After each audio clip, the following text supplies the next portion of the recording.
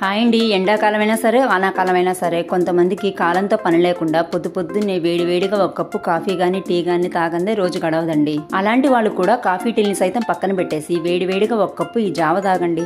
Health పరంగా చాలా benefits ఉంటాయి. అంతేకాకుండా టేస్ట్ కూడా బాగుంటుంది. దీన్ని వేడిగానే తాగుతారు కాబట్టి మీకు కాఫీ టీలు తాగలేదన్న కొరత కూడా ఉండదు. ఇదేం నేను కొత్తగా కనిపెట్టిన రెసిపీ కాదండి, మన మామల కాలం నాటిది. మా అమ్మ సమ్మర్ వచ్చిందంటే వారానికి 4-5 సార్లన్నా ఈ రెసిపీ తయారు చేస్తుంది. అదేనండి సగ్గుబియ్యం జావా. ఒక హాఫ్ కప్పు సగ్గుబియ్యాన్ని ముందు రోజు రాత్రి శుభ్రంగా కడిగి లీటర్ నీళ్లు పోసుకొని నానబెట్టేసుకోండి. పొద్దున్నే దీనికి ఒక కప్పు చక్కెరని యాడ్ చేసుకొని సన్నని మంట మీద 5 నిమిషాలు మరిగించుకున్నారనుకోండి, వేడివేడిగా సగ్గుబియ్యం జావా తయారైపోతుంది. 2 మినిట్స్ తర్వాత సర్వ్ చేసుకోండి.